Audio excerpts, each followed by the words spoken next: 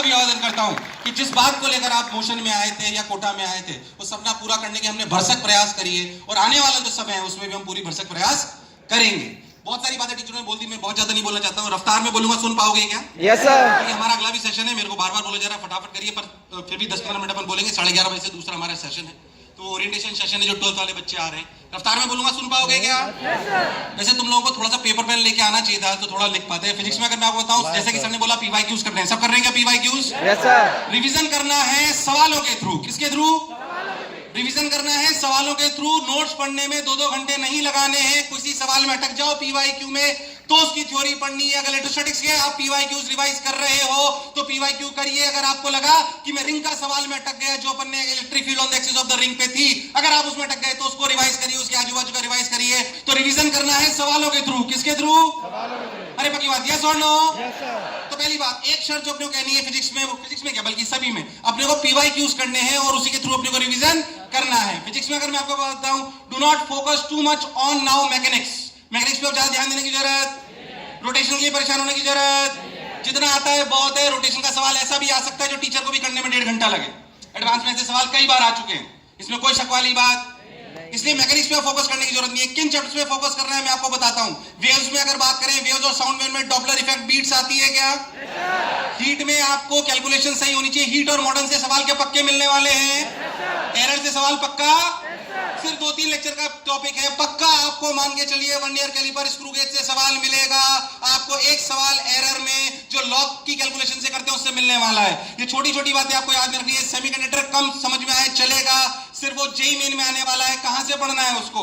NCERT और PYQ से। फिर से एक बात, फिजिक्स में बहुत शॉर्ट शब्दों में बोल रहा हूं क्योंकि समय का अभाव है। बात यह है कि मैकेनिक्स पे अब ज्यादा फोकस, 11th पे किस टॉपिक्स पे ज्यादा ध्यान देना है? वेव्स, साउंड वेव्स और हीट। वेव, साउंड वेव और इधर फ्लूइड सरफेस विस्कोसिटी, ये सारे मैकेनिक्स को हटा के 12th ऑलमोस्ट आपको पूरी कवर करनी है, क्योंकि 12th का पोर्शन 60% आता है और 60% में भी मैकेनिक्स का रोल आता है। पर मैकेनिक्स अपन कितनी भी पढ़ ले वो कभी भी खत्म होने वाली। क्या मेरी बात एकदम क्लियर है?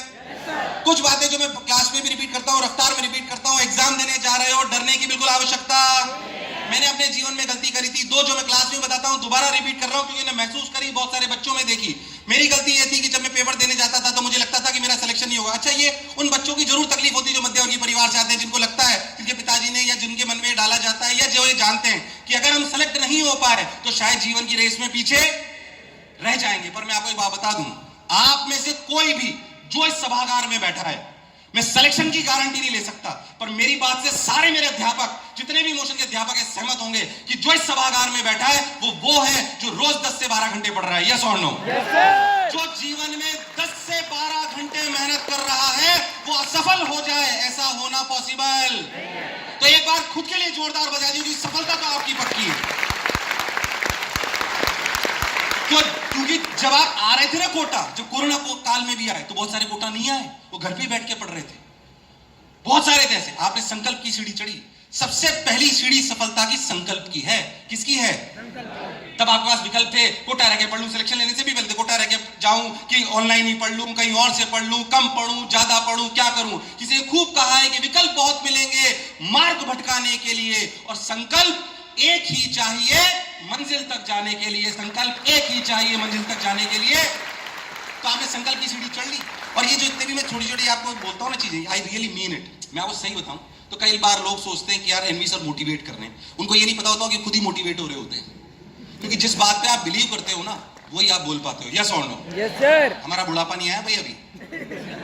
आप में आगे बढ़ने का जुनून है कि नहीं है? Yes sir. हमारे में भी है। तो एक बार खुद के लिए और हमारे लिए जोरदार तालियां बजा दो। हमने गलती करी वो आप नहीं दोहराओगे। कि सब लोग कहते हैं कि भाई ठोकर खाने से सीखते हैं। मैं हमेशा ये बात बोलता हूँ, ठोकर खाने से सीखते हैं, सही बात है। अरे पर ऐसी ठोकर क्यों खाई जो सबने खाई?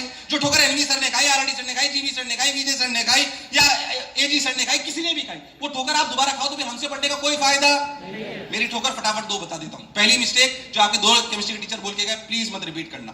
केमिस्ट्री मैं बार बार बोलता हूं, मुझे केमिस्ट्री समझ नहीं आता था। मुझे लगता था लाल पीला मिला और गीला निकल आता है।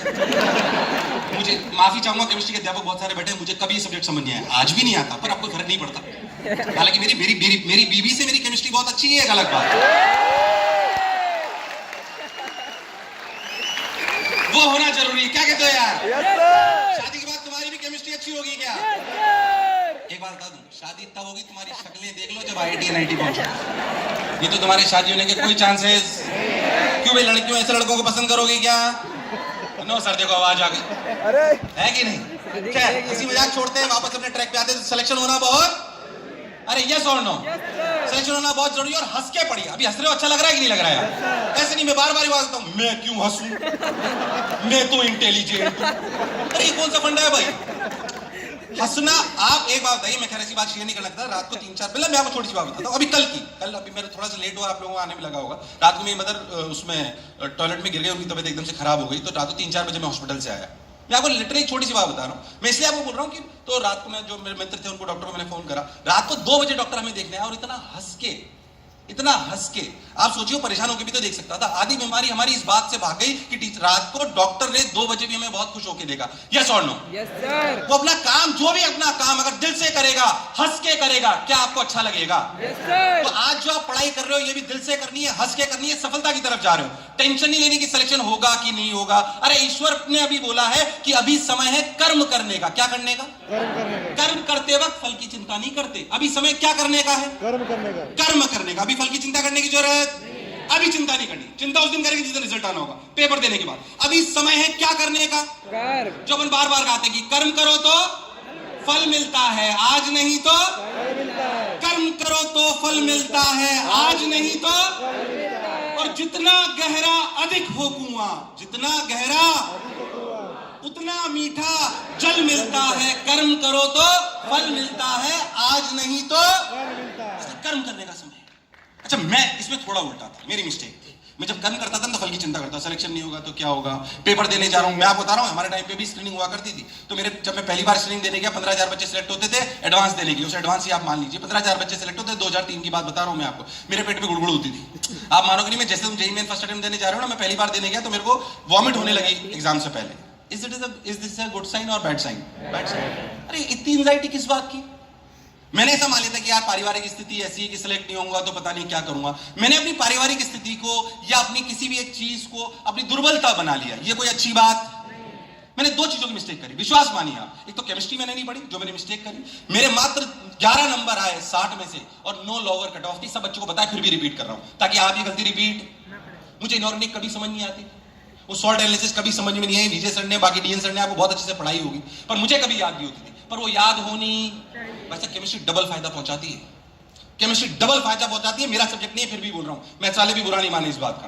केमिस्ट्री सच्चाई है भाई। फिजिक्स का मैथ्स के सवाल में पेन चलाना पड़ेगा नहीं चलाना पड़ेगा? ये इनऑर्गेनिक सब्जेक्ट में क्या पेन चलाना है भाई? इतना आसान सब्जेक्ट।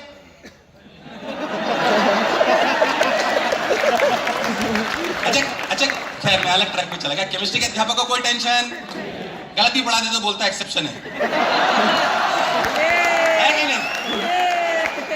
खैर, मैं इसलिए केमिस्ट्री का क्यों भाई, इसलिए थोड़ा मजाक उड़ा लेता हूं कि खुद को तो आती ही नहीं है। पर एक बात है सच्चाई, प्लीज हाथ जोड़ के विनती है, हाथ जोड़ के रिक्वेस्ट है दिल से।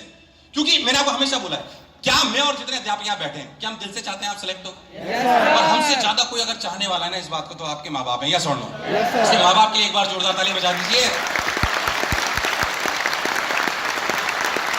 ये तालियां कम नहीं होनी चाहिए माँ बाप के लिए।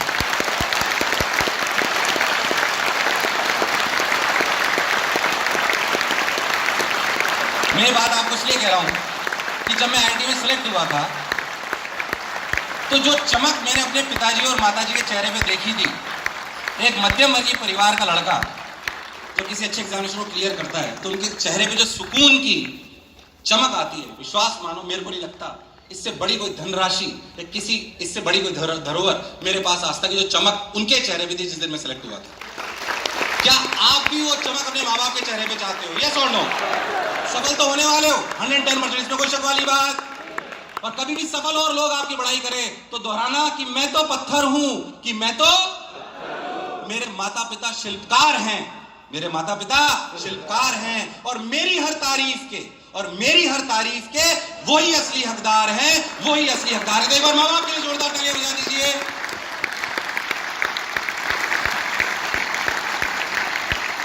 घड़ी मुझे बार बार देखनी पड़ रही है, पर मन मेरा मान नहीं रहा है। छोटी छोटी बातें बताता हूँ, फटाफट से अपन आते हैं। तो फिजिक्स के बारे में मैंने आपको बताया, गड़बड़ नहीं करनी है, एग्जाम में डरने की जरूरत नहीं है। हालांकि किस्सा मैं पहले ही बता चुका हूँ, फिर से मैं बता रहा हूँ। मैं एग्जाम में